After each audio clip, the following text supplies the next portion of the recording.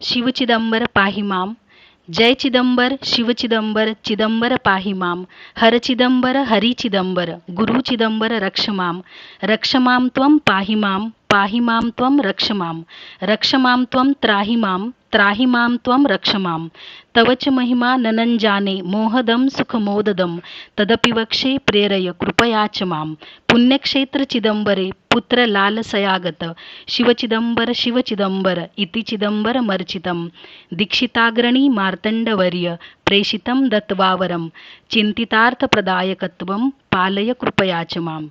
शिव चिदंबर। आप सभी ज्ञानी श्रोताजनों को, महास्वामी जी के भक्तों को दिल से नमन करती हूँ। आज मेरा सौभाग्य है कि मुझे महास्वामी जी के परम भक्त संत श्रेष्ठ राजाराम महाराज जी के अभंगों पर निरूपण का अवसर मिला। महाराज जी के कुछ कथा पर अभंग है, तो मेरे पास वो उतने ज़्यादा नहीं थे, तो जो मिले उसमें कुछ अभंगों पर हिंदी में निरूपण का प्रयास कर रही हूँ। संत श्रेष्ठ राजाराम महाराज और संत माता विठाबाई को दिल से नमन करती हूँ, क्योंकि उनकी अत्युच्च भक्ति द्वारा उन्होंने पूर्ण ब्रह्म शिव चिदंबर महास्वामी जी का कृपाशीर्वाद प्राप्त किया और कलयुग में महास्वामी जी के इस शिवावतार को हम सबको ज्ञात किया। संत राजाराम रचित अभंग गायन से मेरी त्वरित प्राप्ति होगी, ऐसा खुद महास्वामी जी का आशीर्वाद है।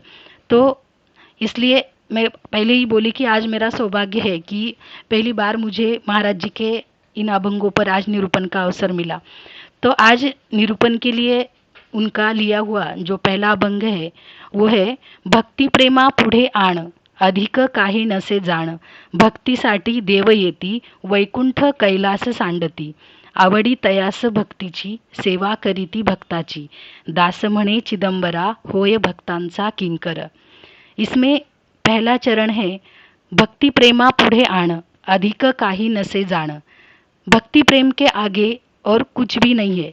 एक निष्काम भक्ति ही ऐसी है जिसके पीछे ज्ञान और वैराग्य दौड़े चले आते हैं। कलयुग में भक्ति करना मतलब प्रभु का निरंतर नाम जपना। यह प्रभु को निष्काम भक्ति चाहिए। सकाम भक्ति जो रहती है उसमें भगवंत के साथ लेने देने का व्यवहार रहता है। मन में सांसारिक इच्छा रख के प्रभु को भजने वाले को तो भक्त नहीं कहते। भक्त वो है जो भगवान से कभी विभक्त नहीं होता, अलग नहीं होता, क्योंकि उसकी निष्काम भक्ति द्वारा, प्रेम द्वारा भगवंत का वो तो कृपा पात्र हो जाता है।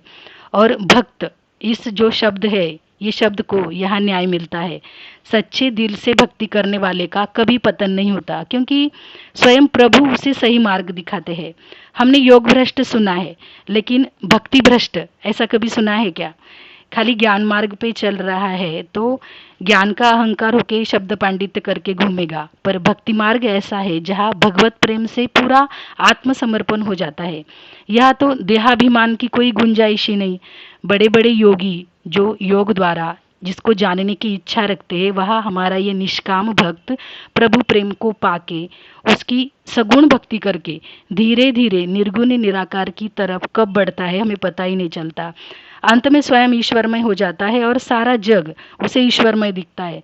जो ढूंढने चला था, लेकिन पता चलता है कि कुछ ढूंढने जैसा, खोने जैसा, कुछ पाने जैसा कुछ है ही नहीं। इसलिए मराठी में हमारे संत श्रेष्ठ तुकाराम महाराज जी कहते हैं, देव पहावयासी गेलो, देवच होऊनी ठेलो। ईश्वर को देखने निकले थे और खुद ईश्वरमय हो गए, विठ्ठलमय हो गए। इसलिए राजाराम महाराज जी कहते हैं, भक्ति प्रेम के आगे और कुछ भी नहीं है। आगे कहते हैं, भक्तीसाठी देव येती, वैकुंठ कैलास सांडती। ऐसी भावपूर्ण, प्रेमपूर्ण, निष्काम भक्ति के लिए भगवंत इतने व्याकुल हो जाते हैं और यहाँ तक कि वैकुंठ कैलाश भी छोड़ देते हैं। उनका निरंतर स्मरण करने वाले, प्रभु प्रेम में पागल हो जाने वाले भक्त का मन हर लेते हैं। अंततः उसका मन ही प्रभु बन जाते हैं, क्योंकि अनंत कोटि ब्रह्मांड नायक है वो। उसको कौन सा मुश्किल काम है। लेकिन भक्ति का ये अद्भुत प्रेमरस पाने के लिए देव और भक्त ये रिश्ता जो है, ये रिश्ते को वो अलग से रखते हैं। वास्तविक वैसे है नहीं, दोनों ही एक दूसरे में समाये हैं।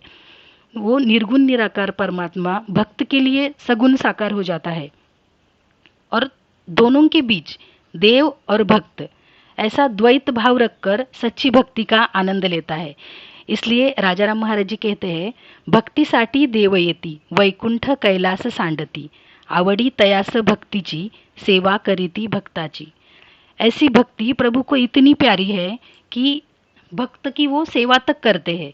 हमारे महाराष्ट्र में कई विट्ठल भक्तों ने ऐसा प्रभु प्रेम अनुभव किया और भगवान ने भी भक्त का लाड प्यार शिकायत सभी उनके हट्टों को पूरा करके देव और भक्त ये जो रिश्ता है ये रिश्ते को दिल की गहराइयों में लाकर रखा। और ऐसे सच्चे भक्तों का हमारे ऊपर बहुत बड़ा ऋण है, जिसे हम प्रभु की उनके जैसी निष्काम भक्ति करके ही चुका सकते हैं।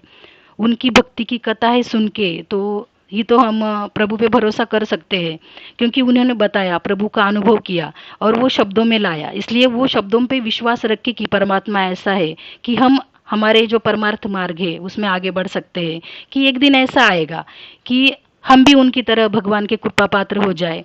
क्योंकि मन इतनी जल्दी आस्तिक तो नहीं बनता, क्योंकि पूर्व जन्म के कोई तो संस्कार उसमें बाधा डालते हैं। इसलिए ईश्वर की लीलाएं कथाएं जो है वो बार बार सुननी या पढ़नी पड़ती है, तब जाके कहीं मन में ईश्वर के प्रति जो प्रेम है वो उत्पन्न होने लगता है। और उस प्रेम को आगे बढ़ाने के लिए सत्संग की ज़रूरत है, क्योंकि एक बार हमें पता चल गया है कि शक्कर मीठी है, तो अगली बार हम फिर उसे टेस्टिंग के लिए नहीं भेजते कि शक्कर मीठी है या फिर से खट्टी बन गई है। तो संसार में ऐसी कई चीज़ें हैं जिसमें हम एक बार तसल्ली हो जाने पर भरोसा रखते हैं, लेकिन किसी सत्पुरुष ने बताया या कहीं तो पढ़ा है कि नामस्मरण ईश्वर भक्ति करके हम सब आत्मस्वरूप तक पहुंच सकते हैं, संसार के सभी कष्टों से जन्म मरण से आज़ाद हो सकते हैं, तो भरोसा नहीं करते हैं। हजारों प्रश्न मन में खड़े करते हैं। इसका कारण है कि विषय वासना और आँखों पे जो छाया हुआ जो मोह माया का आवरण है, क्योंकि भगवान के बिना तो हमारी ज़िंदगी कहाँ रुकी है। वैसे तो अभी थोड़ा सा डिस्क्रिप्टिव में कहा जाए तो मंथली सैलरी आती है, बीवी बच्चे हैं, अच्छे से खाना पीना चल रहा है, अच्छी ज़िंदगी चल रही है, तो ऐसे अज्ञानी के लाइफ में दूसरा कोई उद्देश्य रहता ही नहीं। लेकिन उसको पता ही नहीं कि ये सब वो उसे परम परमात्मा विश्वम्भर की कृपा से ही मिल रहा है। भगवान को अगर अनदेखा करके जीने वाला अगर इतने आनंद से रहता है, भले ही वो आनंद नहीं, आनंद का आभास ही समझो, तो प्रभु का प्रेम पाने वाला निष्काम भक्त आत्मानंदमय सच्चिदानंदमय स्वस्वरूपमय परमात्ममय हो जाएगा, इसमें कोई डाउट नहीं। इसलिए राजाराम महाराज जी अभी अंत में कहते हैं, दास म्हणे चिदंबरा होय भक्तांचा किंकर। यहाँ चिदंबर दास राजाराम महाराज जी कहते हैं, ऐसे भक्त के लिए भगवान किंकर यानी दास सेवक बन जाते हैं। सच्ची भक्ति का रंग इतना गहरा होता है कि स्वयं भगवान, मैं भगवान और ये भक्त है ऐसा ये भूलकर ये जो भक्ति रस है इसका आनंद उठाते हैं और भक्त की हर एक कामना पूरी करते हैं। लेकिन भक्त की कामना पूरी करते हैं तो हम क्या सोचे कि आज के ज़माने में हर एक को ऐसा लगता है कि भगवान ने मेरी हर एक इच्छा पूरी करनी चाहिए। 5 मिनट के जो नाम जप है तो वो नाम जप में जिंदगी भर की जो खुशियाँ है वो मांगते हैं और गिन गिन कर माला जपते हैं और प्रभु के नाम जपने का हिसाब उनको ही देते हैं। प्रभु ने अगर ऐसा सोचा कि ये मेरा नाम गिन के मुझे दे रहा है तो मैं इसको तो खुशियाँ है वो भी गिन गिन कर ही दे दूँ। वो तो दाता है, उन्होंने जो भी कुछ दिया है झोली भर भर के दिया है, क्योंकि उनके यहाँ कोई कंजूसी नहीं, कोई हिसाब किताब नहीं। प्रभु के नाम जप से या करोड़ों रुपयों के जो दान है उससे सांसारिक इच्छाएं पूरी करते हैं तो भगवान है, नहीं तो नहीं, ऐसा ही जो सामान्य जीव है उसका भाव होता है। प्रभु का नाम गिन के लो या निरंतर लो, वो कभी व्यर्थ नहीं जाता, क्योंकि सच्चा भक्त वो जो होता है वो तो प्रभु नाम को हमेशा हृदय में धारण करता है। और ऐसे भक्त के लिए भगवान सेवक तक बन जाते हैं, क्योंकि भक्त की कोई इच्छाएं रहती ही नहीं, उसने तो अपना मन ही प्रभु को दिया होता है, अपना तन मन धन प्रभु चरणों में अर्पण किया होता है। और ऐसी भक्ति के लिए ईश्वर व्याकुल नहीं होंगे, वैकुंठ कैलाश तक नहीं छोड़ेंगे तो आश्चर्य होगा। तो इस अभंग द्वारा महाराज जी ने निष्काम भक्ति प्रेम की महिमा बताई है और ऐसी भक्ति पाने के लिए भगवंत कैसे व्याकुल हो जाते हैं, वैकुंठ कैलाश छोड़ के भक्त की सेवा तक करने आ जाते हैं। भगवत प्राप्ति का अनोखा रहस्य, हम इसे रहस्य ही बोलेंगे, ऐसा भगवत प्राप्ति का अनोखा रहस्य उन्होंने बताया है और वो है निष्काम भक्ति प्रेम। ऐसा प्रभु प्रेम जिस भाग्यवान व्यक्ति ने पाया है उसके बाकी सब साधन है वो पीछे छूट जाते हैं, और वो भक्ति के जो रंग है, भक्ति रंग में इतना रंग जाता है। प्रभु को भक्ति प्रेम से जो पाने का राजा राम महाराज जी ने इतना भरोसा दिया है कि सामान्य जीव श्रद्धा भाव रख के सच्ची भक्ति करता है तो भगवत प्राप्ति का अधिकारी बन जाता है। तो इसमें कोई संदेह नहीं।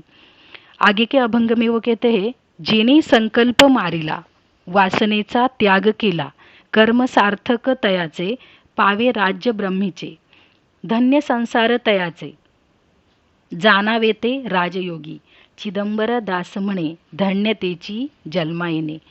प्रथम चरण में महाराज जी कहते हैं, जेने संकल्प मारिला वासनेचा त्याग केला, जिसका मन संकल्प विकल्प रहित हो गया है, जिसने समस्त इच्छाएं त्याग दी है। अगर मन इच्छाओं का त्याग करता है, विचारों का त्याग करता है, तो अपने आप ही संकल्प रहित हो जाता है। जग के आभास का अगर ज्ञान होता है, जग मन कल्पित है, ये सत्य अगर समझ में आता है, तो जगत को सच मान के हमारा मन जो जो कल्पनाएं कर रहा था उसको कोई मतलब ही नहीं रहता, और मन कल्पना करना ही छोड़ देता है, विचार रहित हो जाता है। उसे तुरंत ही वैराग्य की प्राप्ति हो जाती है। हमारे आद्य गुरु शंकराचार्य जी ने उनकी विवेक चूड़ामणि जो ग्रंथ है, इस ग्रंथ में एक श्लोक में कहा है कि अग्नि जैसा प्रखर वैराग्य जिसको है उसे तुरंत ही निर्विकल्प समाधि का लाभ होता है। तो राजाराम महाराज जी यहाँ कहते हैं, ऐसा भाग्यवान व्यक्ति जिसने संकल्प का त्याग करके जो वासना रहित हो गया है, उसके समस्त कर्म सार्थक हो गए हैं और उसने ब्रह्मपद पा लिया है। कर्म सार्थक तयाचे पावे राज्य ब्रह्मीचे। ऐसा भाग्यवान व्यक्ति ही मोक्ष का अधिकारी है, उसने मन से मुक्ति पाई है। मरने के बाद तो शरीर से मुक्ति तो मिलती है, मगर मन से मुक्त हो गया वो बाद में कभी भी शरीर जो है वो धारण नहीं करता, क्योंकि उसके सभी कर्म बंधन है जो सभी कर्म बंधन टूट जाते हैं और उसका संसार धन्य है, वो साक्षात राजयोगी है। ऐसे राजाराम महाराज जी कहते हैं, धन्य संसार तयाचे जानावे ते राजयोगी। समस्त इंद्रियों को जीतने वाला ये राजयोगी ब्रह्मपद का साक्षात अधिकारी बन जाता है। और ऐसे सत्पुरुष का जन्म धन्य है। अनमोल ऐसा निर्देह प्राप्त करके मन को वश करके वो अब सच्चिदानंद रूप हो गया है, इसलिए उसका जन्म धन्य है। इसलिए यहाँ महाराज जी कहते हैं, चिदंबरा दास म्हणे धन्यतेची जन्मा येणे। आगे के अभंग में कहते हैं, दुःख न सुटे जाण कदा भोगल्या वाचून, ऐसे ठावे असे म्हणा परी सावध होईना, काय कीजे या मूर्खासी बळे भोगितो 84। दास म्हणे चिदंबर नर नोहे तो गंवार, दुःख न सुटे जाण कदा भोगल्या वाचून। मनुष्य जीवन में आने वाले सुख दुख जो है वो मनुष्य देह धारण किया है तो वो भुगत नहीं पड़ते हैं। अभी कोई सोचेगा कि मैं तो भगवान की इतनी सेवा करता हूँ, पूजा पाठ नाम जप करता हूँ, तो मेरे जीवन में दुख आना ही नहीं चाहिए। परमात्मा तो अकर्ता है, वो क्यों हमें सुख दुख देगा। व्यक्ति को सुख दुख तो उसके अच्छे बुरे कर्मों से ही प्राप्त होता है, और हम जो आरोप लगाते हैं वो ईश्वर पर लगाते हैं। कभी कभी ज़्यादा भगवान की सेवा करने वाले की लाइफ में हम देखते हैं कि ज़्यादा दुख दिखाई देता है, और जो कुछ भी नहीं कर रहा होता है वो तो मज़े से रह रहा दिखाई देता है। भगवान की सेवा करने वाले की ज़िंदगी में अगर दुख दिखाई दे तो उसे अत्यधिक आनंदित होना चाहिए, क्योंकि उसके जीवन में जो दुखों की मालिका है वो समाप्त करके भगवान उसे तुरंत मुक्ति की तरफ लेके जाना चाहते हैं। क्योंकि प्रारब्ध कर्म ऐसे है जिसको भोगने के अलावा कोई पर्याय नहीं, भोगने के बाद ही वो समाप्त हो जाते हैं, चाहे वो संत हो या अज्ञानी हो। मन और प्राण अगर शरीर में रहते हैं तो सुख दुख तो शरीर को अपने आप ही जुड़ जाता है। पाप पुण्य का हिसाब देना पड़ता है। हम सबको पता है कि जीवन का कुछ भरोसा नहीं, हमेशा हम कहते हैं कल का कुछ भरोसा नहीं, फिर भी हम सावधान नहीं हो जाते। जन्म भर रिश्तेदारों की अंत्ययात्रा करके घूमते हैं, लेकिन एक दिन हम भी उस रास्ते से जाने वाले हैं, ऐसे विचार से भी सावधानता नहीं आती। इसलिए राजाराम महाराज जी यहाँ कहते हैं, ऐसे ठावे असे म्हणा परी सावध होईना। और सावध हो जाना मतलब क्या करना है, सब पता चल गया है कि जिंदगी का कुछ भरोसा नहीं, जिंदगी में बहुत सारे दुख है, वो दुखों से प्रारब्ध भोग से छुटकारा नहीं, फिर क्या करना है, तो तुरंत ईश्वर है तो ईश्वर को शरण जाना है, हरि भजन में लग जाना है। तो इस संदर्भ में संतश्रेष्ठ तुकाराम महाराज जी कहते हैं, सावध झालो हरिचा आलो जागरणा। मन कल्पित संसार का सत्य अगर मुझे समझ में आया है, इसलिए सावधान होके मैं हरि भजन में लगा हूँ। तो राजाराम महाराज जी कहते हैं, संसार की सब सच्चाई समझ के भी नासमझ जैसा बर्ताव करने वाला जो मूर्ख मनुष्य है, वो 84 लक्ष योनियों में घूमता रहता है। काय कीजिए या मूर्खासी, बळे भोगी तो 84। दास म्हणे चिदंबर, नर नोहे तो गव्हार। ऐसा मनुष्य मनुष्य नहीं, मतलब गवार है, पशु समान ही है। क्योंकि हम देखते हैं कि जिंदगी पूरी सवालों से भरी हुई है। जब जवाब खोजने निकलते हैं लेकिन सवालों में ही उलझ जाते हैं। कुछ जवाब मिल जाते हैं लेकिन उनसे मन का समाधान नहीं होता। कोई सवाल ही रखते हैं तो जवाब मिल जाते हैं। हर एक प्रश्न के लिए उत्तर होता है ऐसे नहीं, कुछ प्रश्न ही रखते हैं तो छूट जाते हैं। जिंदगी को दो हिस्सों में बांटा गया है, एक सुख और दूसरा दुख। सब मनचाहा हो रहा है तो वो सुख, और जो मन के खिलाफ हो रहा है वो दुख। वास्तविक तो ऐसी कोई सुख दुख की संकल्पना डेफिनेशन है ही नहीं। हर व्यक्ति अपने मतानुसार सुख दुख का मतलब निकालता है। महल में रहने वाला राजा है, समझो कि वो पंचपकवान खाने में उसको जो सुख मिलता है वही सुख फुटपाथ पर बासी रोटी खाने वाला जो भिखारी होता है उसको ही मिलता है। ऐसे होकर भी राजा को भी देह दुख भोगना पड़ता है और उस भिखारी को भी भोगना पड़ता है। संसार में अगर इतनी विषमता दिखाई पड़ती है फिर भी हमारे मन को जरा भी पश्चाताप नहीं होता, यह आश्चर्य है। इसलिए महाराज जी कहते हैं, ऐसा मूर्ख मनुष्य न जाने कितनी योनियों में भटक रहा है और कभी पूरी न होने वाली वासनाओं को पूरी करने की कोशिश कर रहा है। और आगे के अभंग में महाराज जी कहते हैं, स्वरूपी मन होय स्थिर, कर्म करावे तो वर। मन झालिया उन्मन, सहज कर्मे राहे जाण। देहभाव ज्याचा नसे, कर्मा लागे कोण पुसे। चिदंबर दास म्हणे, हे तो विदेही लक्षणे।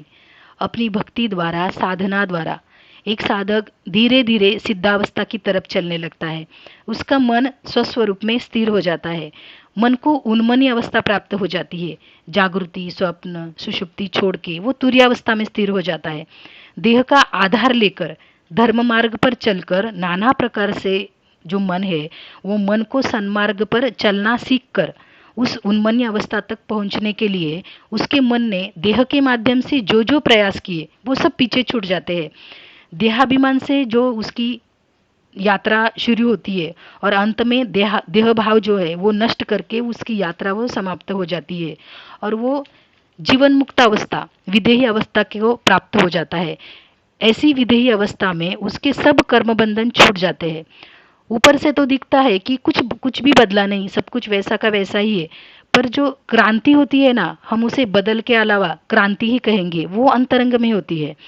उसे स्वयं का ही पुनर्शोध लगता है, खुद को वो नए से मिलता है। आंखें वही है लेकिन देखने का जो नजरिया है वो नजरिया बदला है। जो मनुष्य आज तक देह के द्वारा कर्म कर रहा था और मन जो है वो कर्म के बंधनों से बंधा था, वह अगर देहभाव ही नष्ट हो गया है, मन का ही उन्मन हो गया है, तो इंद्रिय कुछ भी कार्य करे उसका कोई मतलब नहीं रहता। खाली देह में प्राण है इसलिए सांसें चल रही होती है, बाकी इंद्रियों को जो इंस्ट्रक्शंस देने वाला, उनसे कर्म करके लेने वाला जो मन होता है वो तो कब का मर चुका होता है।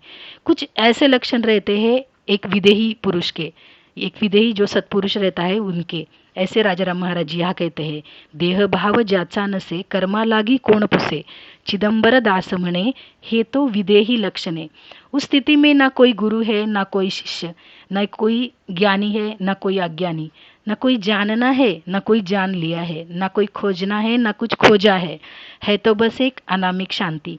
क्योंकि उसने मन से छुटकारा पा लिया और शांत हो गया, सारे प्रयास थम गए। ऐसे मनुष्य के व्यवहार यंत्रवत हो जाते हैं। देह का प्रारब्ध भोगना पड़ता है, इसलिए देह छूटने की राह देखते वो जीवन मुक्त अवस्था की जिंदगी जी लेता है। इसलिए यहाँ राजाराम महाराज जी ने अत्यंत सुंदर तरीके से एक विदेही के लक्षणों को बताया है। और आगे के अभंग में कहते हैं, देह देवोनिया मी घेतला देव, नवल पहा हो कसे झाले। नाशवंत देह देवोनी पलटी, घेतले घनदाट स्वरूपते। देऊनी कवडी घेतलासे हिरा, तैसे चिदंबर वश केले। दास म्हणे देह दिला नाशवंत, घेतले शाश्वत स्वरूपते। पहले चरण में कहते हैं, देह देव नियामी घेतला देव नवल पहाहू कसे झाले। प्रभु के चरणों में आत्मसमर्पण करके, इस मांस मज्जा के देह को समर्पित करके उसले बदले में मैंने प्रभु को पा लिया है, मेरे स्वामी को पा लिया है।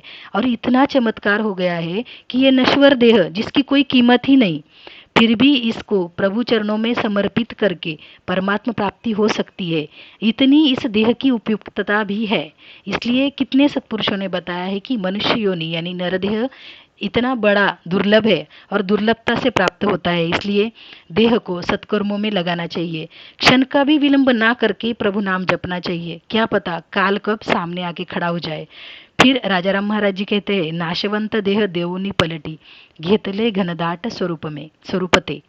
इस नाशवंत देह को देकर मैंने घनदाट स्वरूप मतलब आत्म स्वरूप को प्राप्त किया है। नरदेह की इतनी बड़ी कीमत शायद संत ही जाने, क्योंकि इस देह द्वारा ही उन्होंने ब्रह्मपद प्राप्त किया था। हर एक जीव अगर नरदेह की कीमत जानता और उसको भक्ति में लगा देता तो सबका उद्धार हो जाता। जब तक देह में प्राण है तब तक शरीर को खाना देकर पाला पोसा जाता है, अच्छे से कपड़ों से सजाया जाता है। कोई बीमारी हुई तो देह की खातिरदारी की जाती है। बचपन में देह को जो नाम दिया है तो उस नाम से खुद को जाना जाता है, और नाम दिया हुआ देह चार लोगों में बड़े दिमाग से घूमता है और जीव देहाभिमान का यहाँ भागीदार बन जाता है। माया के पटल से जीव देह को ही मैं समझने लगता है। देहाहंकार इतना प्रबल हो जाता है कि आखिर मैं कौन हूँ ये प्रश्न मन से पूछने का अवसर ही नहीं मिलता। और इतने प्यार से पाला पोसा देह मरने के बाद शमशान में तो भस्म ही बन जाता है। तो ऐसे जीव ने नरदेह की अमूल्य कीमत जानी ही नहीं। सिर्फ मनुष्य योनि ही ऐसी है जहाँ मनुष्य का विवेक जागरूक रख के मनुष्य सारासार विचार करके भगवत प्राप्ति कर सकता है। इसलिए राजाराम महाराज जी यहाँ कहते हैं, मैंने नाशवंत देह देकर आत्मस्वरूप को पाया है। आगे कहते हैं कि देवोनी कवडी घेतला से हीरा तैसे चिदंबर वश केले। कौड़ी देकर, ये कौड़ी मोल देह देकर उसले बदले में मैंने हीरा प्राप्त किया है। यहाँ वो कहना चाहते हैं कि कवड़ी मोल देह को देकर उसके बदले में मैंने हीरा मतलब आत्मस्वरूप स्वस्वरूप प्राप्त किया है। जैसे ही मैंने मेरा ये कवड़ी मोल देह चिदंबर महास्वामी को अर्पण किया है, महास्वामी ने मुझे वश में किया है। दास म्हणे देह दिला नाशवंत घेतले शाश्वत स्वरूपते। इस अभंग में महाराज जी नरदेह की दुर्लभता और उसका सदुपयोग कैसे होता है ये बताना चाहते हैं। भले ये देह नाशवंत नश्वर क्यों न हो, लेकिन मैंने उसके बदले में शाश्वत स्वरूप की प्राप्ति की है। देह को अगर पालना पोसना ही है तो मुझे उस देह द्वारा भगवत प्राप्ति करनी चाहिए।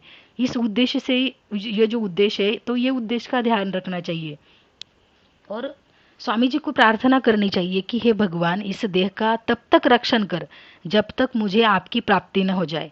बाकी इस देह का जीवित रहने का कोई मतलब ही नहीं, क्योंकि उसको कितना भी लाड़ प्यार दिया फिर भी एक दिन वो शमशान में चिता पर जलकर भस्मी हो जाता है। इसलिए महाराज जी यहाँ बार बार कहते हैं, ये जो नश्वर देह है उस देह द्वारा मैंने आत्मस्वरूप को प्राप्त किया है, मेरे प्रभु को पाया है।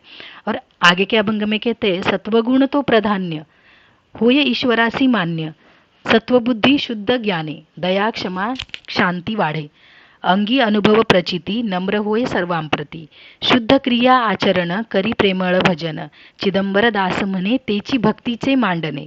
सत्व रज तम, इन त्रिगुणों से सत्वगुण जो है उसको प्रधानता दी गई है, क्योंकि सत्वगुण ईश्वर को प्रिय है, ऐसा महाराज जी कहते हैं। क्योंकि मनुष्य में यदि सत्वगुण बढ़ता है तो ही वो ईश्वर की नवविधा भक्ति कर सकता है, और इस नवविधा भक्ति द्वारा उसकी धीरे धीरे चित्त शुद्धि हो जाती है और वह स्वस्वरूप की तरफ साधक से सिद्धावस्था की तरफ अग्रसर हो जाता है और ब्रह्मपद का अधिकारी बन जाता है। सत्वगुण की जैसे ही वृद्धि हो जाती है वैसे व्यक्ति के बदलाव में जो बर्ताव है तो उस बर्ताव में बदलाव आ जाता है, और वो बदलाव ये है कि जीव में दया क्षमा शांति जैसे सद्गुणों की वृद्धि हो जाती है। अंतरंग में शुद्ध ज्ञान का प्रकाश पड़ जाता है, आँखों से माया का आवरण दूर हो जाता है। इसलिए महाराज जी यहाँ कहते हैं, सत्व बुद्धि शुद्ध ज्ञानी दया क्षमा शांति वाढ़े। प्रभु की निष्काम भक्ति द्वारा साधक दैवी अनुभूति लेता है, प्रभु प्रेम में आनंदमय हो जाता है, उसे चराचर में ईश्वर का रूप दिखाई पड़ता है। इसलिए वो सर्वांभूति नम्र हो जाता है। अंगी अनुभव प्रचिति नम्र होए सर्वाम प्रति। और अनुभव की बात करें तो चराचर में ईश्वर दिखाई देना, मन का उन्मन हो जाना, यही सबसे बड़ी दैवी अनुभूति है। चमत्कार होना या सिद्धियां प्राप्त हो जाना, इसे दैवी अनुभूति नहीं कहते। साधना मार्ग पर चलते समय चल रहे हैं अगर, तो कई अनुभव आते हैं, लेकिन जरूरी नहीं कि वो सभी के एक जैसे हो। साधक की असली कसौटी वही है जहाँ वो साधना के अत्युच्च शिखर पर विराजमान रहता है और संसार के कई प्रलोभन इस सिद्धियों द्वारा साधक की साधना की हानि कर देते हैं। इसलिए एक आत्मानंद ही ऐसा है जो चिरस्थायी है, चिरकाल रहने वाला है, और वही परमानंद साधक का परम कल्याणकारी उद्देश्य रहना चाहिए और हर एक साधक का वही उद्देश्य रहना चाहिए। आगे महाराज जी कहते हैं, शुद्ध क्रिया आचरण करी प्रेमळ भजन। सत्वगुण की वृद्धि से साधक का आचरण शुद्ध हो जाता है, बड़े प्यार से ईश्वर का भजन गुणगान करता है। ईश्वर के भजन में जो आनंद उसे आता है वो संसार के झूठे आनंद से कई गुना ऊपर होता है। इस अभंग में चिदंबरदास राजाराम महाराज जी ने सत्वगुण की महिमा बताई है। सत्वगुण कैसा रहता है, सत्वगुण में जो वृद्धि हो जाने पर व्यक्ति में कौन कौन से बदलाव आते हैं और उसका आचरण कैसे शुद्ध हो जाता है। अंतरंग में शुद्ध ज्ञान का प्रकाश पड़ के वो चराचर सृष्टि में सभी के प्रति नम्र हो जाता है। तो ऐसा सत्वगुण की महिमा बताई है। ऐसा सत्वगुणी व्यक्ति हमेशा ईश्वर के भजन पूजन नामस्मरण में लगा रहता है, ऐसे कि वो उसके बिना रह नहीं सकता। ईश्वर स्मरण के बिना बीता हुआ समय उसे व्यर्थ ही लगता है। परमात्मा प्राप्ति के जीव के सफर में जो सत्वगुण का इतना बड़ा महत्व है और अंत में वो जीव जो है वो त्रिगुणन से मुक्त ही हो जाता है। इसलिए महाराज जी प्रभु से हमेशा शुद्ध सत्वगुणी भक्ति की मांग करते हैं। रजोगुण और तमोगुण का संग नहीं चाहिए, क्योंकि इन गुणों में रहने वाला व्यक्ति ईश्वर स्मरण नहीं कर पाता। शुद्ध क्रिया आचरण करी प्रेमळ भजन, ऐसा महाराज जी कहते हैं।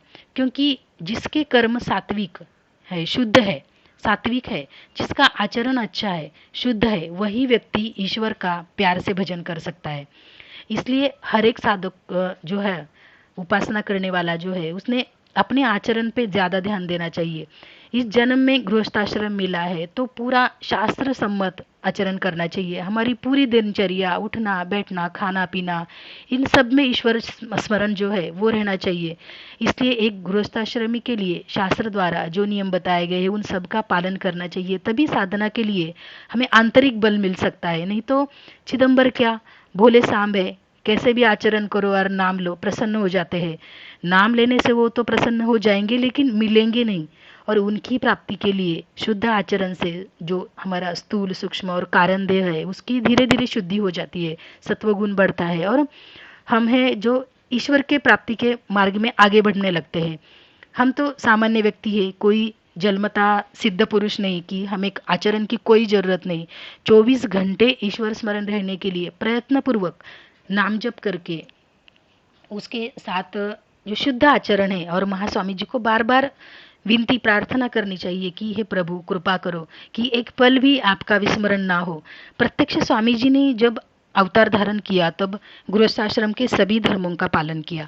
फिर हम तो साधारण व्यक्ति, हमें तो करना ही चाहिए। बताने का तात्पर्य है कि खुद में सत्वगुण की वृद्धि हो जाती है, तो ऐसे सत्वगुण में रहकर ही हम ईश्वर भजन कर सकते हैं। तो अंत में जीव को इन त्रिगुणों से मुक्त होना पड़ता है, तो ये सत्वगुण भी चला जाता है। सत्वगुण जितना अच्छा है उतना घातक भी है। अभी वो कैसे, क्योंकि मैं भगवान का भक्त हूँ, मैं किसी का गुरु हूँ, मुझे इतना अच्छा प्रवचन करना आता है, हम इतना पूजा पाठ करते हैं, कोई भी सत्कर्म हो जो सत्वगुण में आते हैं तो अहंकार के कारण वो हमें ईश्वर से मिलने नहीं देते। इसलिए अखंड नाम जप और महास्वामी जी को करुणा भाव से पुकारना चाहिए, तभी जीव का अहंकार है वो नष्ट हो जाएगा और आत्मसमर्पण, स्वामी जी के प्रति अनन्य प्रेम भाव, शरणागति, जो शरणागति का जो भाव है वो मन में उत्पन्न हो जाएगा। आगे के अभंग में कहते हैं, नको घडू देव देवा निंदा द्वेष माझ्या जीवा, परद्रव्य परनारी नको अभिलाषा अंतरी, नको वर्म हे कोणाचे मज बोलवू हे वाचे। चिदंबर दास म्हणे एक भक्ति तुझे देणे। राजाराम महाराज जी यहाँ पे स्वामी जी को विनती कर रहे हैं कि हे भगवान, मेरे से अनजाने में भी किसी की निंदा या द्वेष नहीं होना चाहिए। नको घडो देवा निंदा द्वेष माझ्या जीवा। साधारण मनुष्य में जो काम क्रोधादि जो विकार षड विकार रहते हैं, उन विकारों में उसका मन इतना उलझ जाता है कि उस विकारों के आगे जिंदगी में पाने जैसी दूसरी कोई चीज है यही वो भूल जाता है। एक दूसरे के निंदा द्वेष में अगर जिंदगी बिता दी तो प्रभु नाम कब लेंगे। हमेशा खुद का दोष गलती ढूंढने का प्रयास जो करते हैं वो संत सत्पुरुष होते हैं। उसे सामने वाला गलत दिखाई दे रहा है तो उसे वो खुद की नज़र का दोष मानते हैं। लेकिन अज्ञानी मनुष्य का अहंकार इतना बढ़ा हुआ होता है कि वो उसे किसी से भी प्यार से रहने नहीं देता, यहाँ तक कि भगवान से भी नहीं। खुद को अच्छा साबित करने के लिए वो हर एक में कोई ना कोई गलतियां ढूंढता रहता है। तो इसलिए राजा राम महाराज जी महास्वामी को कहते हैं कि मुझसे किसी का द्वेष या निंदा ना हो जाए। परद्रव्य परनारी नको अभिलाषा अंतरी। परद्रव्य यानी दूसरे का धन, अनीति से कमाया धन। परश्री, इन सब से मेरे मन को, इस सब से मेरे मन जो है मुझे इन सब से दूर रखना। धन में तो कली का वास रहता है, धनवान भी षड विकारों से घेरा जाता है। अनीति से कमाया धन मनुष्य को चैन से सोने नहीं देता, सिवाय हरिनाम के वो हर वक्त धन की ही चिंता करता है, धन का ही चिंतन करता रहता है। जितना ज़्यादा धन आता है उतनी ज़्यादा उसकी धन की जो कमाने की लालसा है वो बढ़ती है, और फिर धन कमाने के लिए वो अनीति का मार्ग चुनता है और पाप का भागीदार बन जाता है। मराठी में ब्रह्म चैतन्य गोंदवलेकर महाराज जी कहते हैं कि जीवन में हमें हमारी नीतिमत्ता प्राणों से ज़्यादा संभालनी चाहिए। चारित्र्य संपन्न शीलवान व्यक्ति समाज में शोभा देता है। इसके उपरांत नीतिहीन चारित्रहीन व्यक्ति हमेशा व्यभिचारी करता है। इसलिए राजा राम महाराज जी यहाँ कहते हैं परद्रव्य पर नारी नको अभिलाषा अंतरी। आगे कहते हैं नको वर्म हे कोणाचे मज बोलवू हे वाचे। मेरी वाणी से किसी का मन नहीं दुखना चाहिए। हे प्रभु, मेरी वाणी से ऐसा अपशब्द ना निकले जिससे किसी को तकलीफ हो। मेरे मन से वाणी से किसी की भी निंदा, वाणी से ही नहीं मन से भी किसी की निंदा द्वेष भी ना हो। और वासना बाकी है, इसलिए तो मनुष्य देह मिला है। इसलिए त्रिगुणों से देह जो है ये षड विकारों से भरा है। हम गुणदोष रहित व्यक्ति खोजने की जब कोशिश करेंगे तो ऐसा होगा नहीं, क्योंकि देह धारण किया है तो देह में त्रिगुण आ ही जाते हैं। ये व्यक्ति जो ऐसा व्यक्ति है कि उसमें सब अच्छे गुण हैं तो ये मेरा मित्र बन सकता है। ये ऐसे व्यक्ति से मुझे मित्रता करनी चाहिए। मुझे मित्रता करने के लिए सिर्फ ऐसा ही व्यक्ति चाहिए कि जिसमें कोई कमियां ना हो, सब अच्छे गुण हो।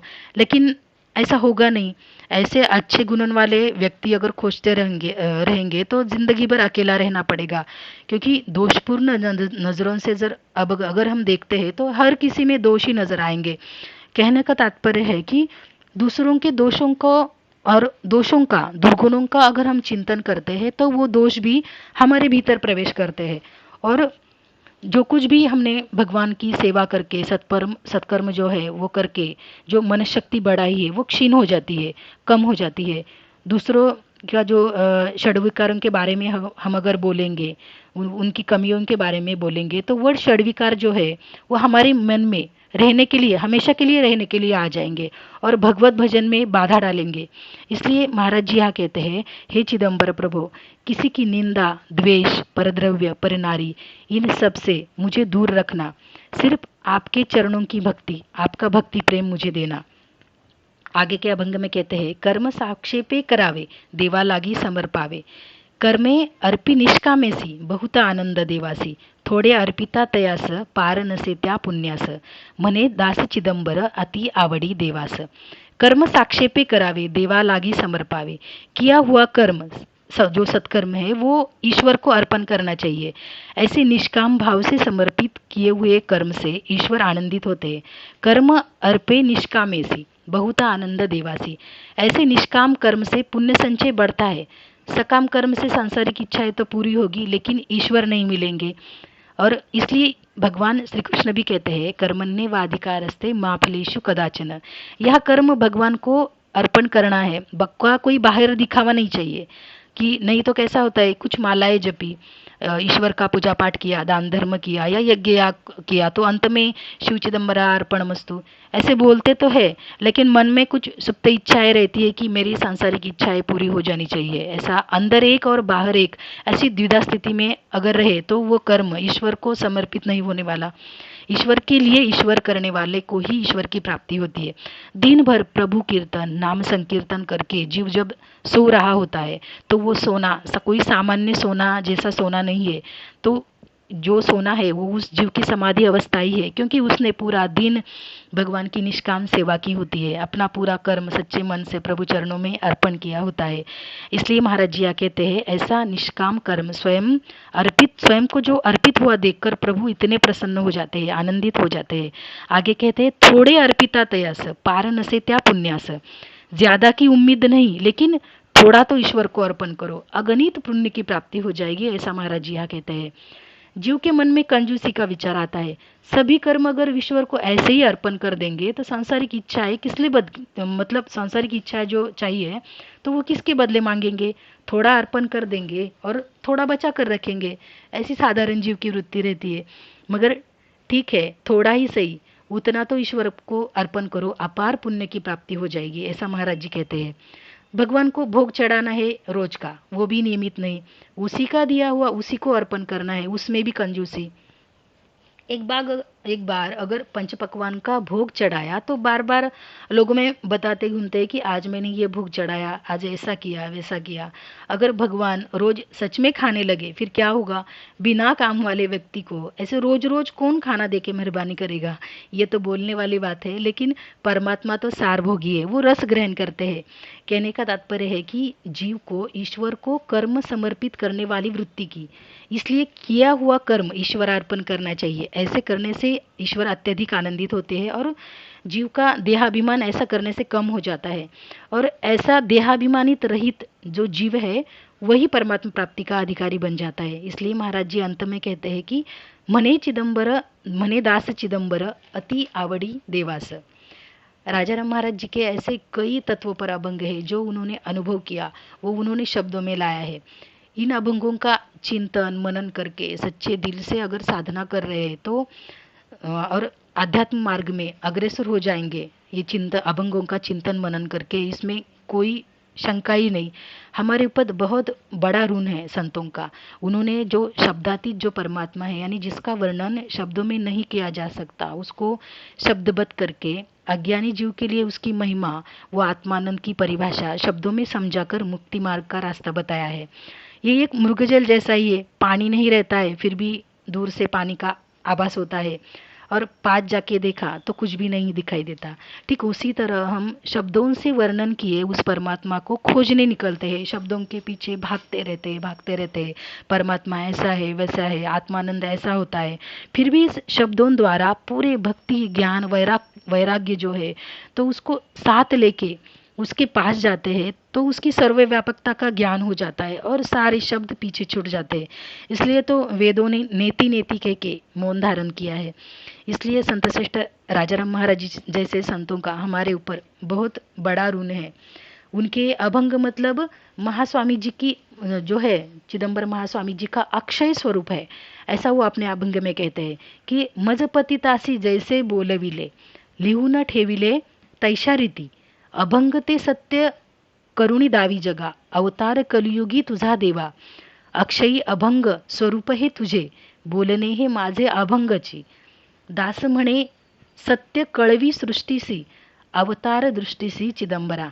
मुझ जैसे पतित को आपने जैसे बुलवाया वैसे ही अभंग लिखे हैं। अब इस कलयुग का मैं इन अभंगों का सत्यत्व सारे जग को आप दिखाओ, क्योंकि ये अभंग आपका अक्षय स्वरूप है। और दूसरे अभंग में कहते हैं निंदिताती सर्व खळ हे दुर्जन, अभंग ऐकोनी हसताती, ईश्वराचे वाक्य कदा नव्हे लटके, बोलले कौतुके सत्य करी, मज पामरासी काय तरी थोरी, पडिलोसे द्वारी तुझ्या देवा। चिदंबर दास सांगतो प्रखर, सत्य हा अवतार कळवी जगा। महाराज जी कहते हैं अभंग सुन के दुर्जन लोग हंसते हैं, निंदा करते हैं, मगर हे चिदंबरा, ईश्वर के बोल हमेशा सत्य होते हैं। मुझ जैसे पामर की कुछ महिमा नहीं, कुछ थोरवी नहीं, मैं तो आपके द्वार पे पड़ा हूँ। फिर भी ये चिदंबर दास प्रखरता से स्पष्टता से कह रहा है कि आप जो आपका ये सत्य पूर्ण ब्रह्म अवतार जग को ज्ञात करो। महाराज जी को जी यहाँ पे वो बड़े व्याकुलता से आर्त भाव से स्वामी जी से प्रार्थना कर रहे हैं कि हे प्रभु, ये अभंग आपका अविनाशी अक्षय रूप है। अपना पूरा सर्वस्व तन मन धन महाराज जी ने इन अभंगों को लिए अभंगों में अर्पण किया है। स्वामी जी से कहते हैं कि इन अभंगों में जो कुछ लिखा है वो सत्य करके दिखाओ। आप पूर्ण ब्रह्म अवतार हो, ये प्रकट रूप से दिखाओ, नहीं तो आपके इस भक्त का दुर्जन लोग बहुत ही हंसी मजाक उड़ाएंगे। हमने देखा है कि लाखों करोड़ों में ऐसा एक भगवत भक्त होता है जो अपने आचरण से, प्रभु नाम संकीर्तन से, आत्मसमर्पण भाव से प्रभु को पाता है और अपने आराध्य देव को जो है, अपने आराध्य देव के सगुण अवतार को इस मृत्यु लोक में युगों युगों तक चिरंजीवित्व प्रदान करता है। यहाँ तक कि स्वयं ईश्वर से पहले उसके भक्त का नाम लिया जाता है। वैसे ही हमारे दास राजाराम महाराज जी और संत माता विठाबाई है, जिन्होंने अपनी अत्युच्च भक्ति द्वारा महास्वामी जी का अलौकिक कृपा आशीर्वाद प्राप्त किया और उनके अभंगों द्वारा महास्वामी जी का अवतार, उनकी लीलाएं, इन सबको चिरंजीवित्व दिया है। इसलिए इस महान जो संतों को हमारे ऊपर अनन्य उपकार है उनकी वजह से, क्योंकि अगर हम आज देखें कलयुग में तो उनकी वजह से आज हम सब महास्वामी जी की लीलाएं, कथाएं, उनके बारे में जान सकते हैं। सिर्फ हम ही नहीं बल्कि हमारे बाद भी युगों युगों तक ऐसा ही चलता रहेगा। इस जन्म में हम सब का अभी सौभाग्य है कि हमें महास्वामी जी का इस धर्म पताका जो है, उस धर्म पताका को आगे लेने का, आगे बढ़ाने का अवसर मिला है। आप सभी श्रोताजन मेरे से, उम्र से, ज्ञान से, अधिकार से बड़े हैं। बोलने में कुछ गलती हुई होगी तो बड़े मन से माफ़ कर देना। पूज्य गुरु जी को धन्यवाद देती हूँ कि उन्होंने आज इस सेवा का अवसर मुझे प्रदान किया। शिव चिदंबर।